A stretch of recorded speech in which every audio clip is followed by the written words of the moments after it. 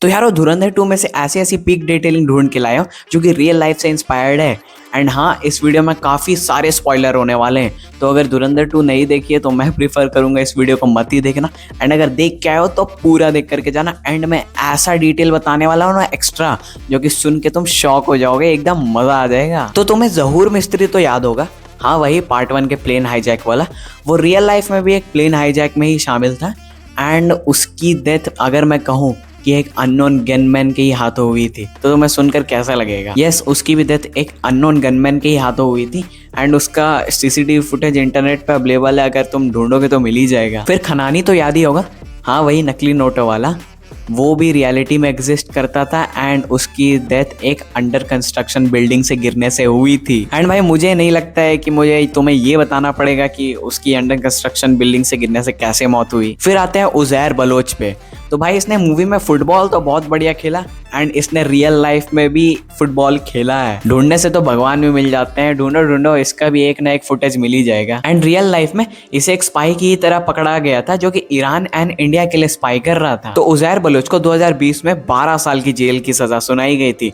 तो मतलब 6 साल बाद भैया बाहर आ जाएंगे। फिर तुम्हें पिंदा तो याद होगा, हाँ वही जसकीरत का बचपन का दोस्त, जिसने उसे गन लेने में भी हेल्प की थी एंड फिर बाद में माल मारते हुए पकड़ा गया था। एंड ये भी रियल लाइफ में एग्जिस्ट करता था। एंड ये काफ़ी बड़ा ड्रग माफिया था। एंड अंडरवर्ल्ड में इसका नाम रिंदा था।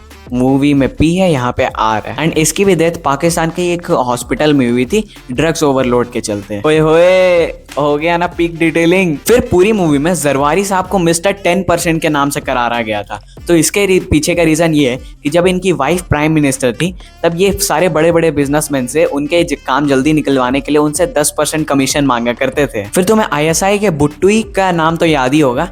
भाई उसकी भी डेथ रियल लाइफ में पाकिस्तान की एक जेल में हार्ट अटैक से हुई थी। अब भाई वो हार्ट अटैक कैसा है वो मुझे नहीं लगता तुम्हें बताना पड़ेगा। फिर अतीक अहमद, जिसे मूवी में अतीफ अहमद के नाम से प्रेजेंट किया गया है, वो भी रियल लाइफ में प्रयागराज का एक काफ़ी बड़ा गैंगस्टर था।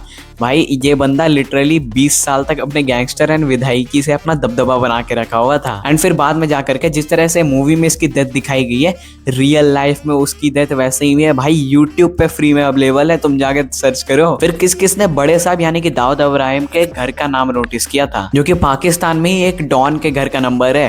अब भाई क्या पता ये आदित्य धर शायद वहीं रह के ही आए हैं भाई, इतनी पीक डिटेलिंग। एंड फिर बहुत लोगों की शिकायतें थी कि भाई यार दाऊद इब्राहिम को ऐसा क्यों दिखाया गया है। भाई हम लोग तो कुछ बड़ा एक्सपेक्ट कर रहे थे कि धुरंधर पार्ट 3 में भी है, भाई बड़े साहब से ही सीधे भिड़न होगी।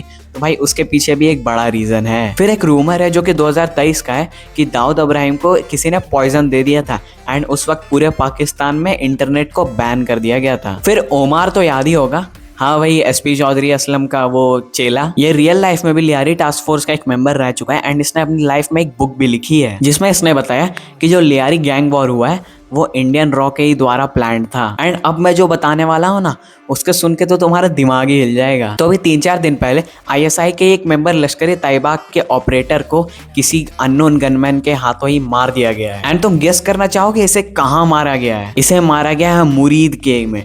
यप, ये वही जगह है जिसकी बात मेजर इकबाल ने मूवी में एंड धुरंधर के ट्रेलर में भी की है। Literally peak detailing by Aditya Dhar. तो यारो मूवी में से तो एक धुरंधर वापस इंडिया आ गया, लेकिन अभी भी कई धुरंधर वहां हैं। तो यारो ये थी मेरी रिसर्च। अगर पसंद आई हो तो लाइक कर देना, चैनल पर सब्सक्राइब भी कर लेना। मैं बोलूंगा अगले वाले में टाटा बाय बाय, जय।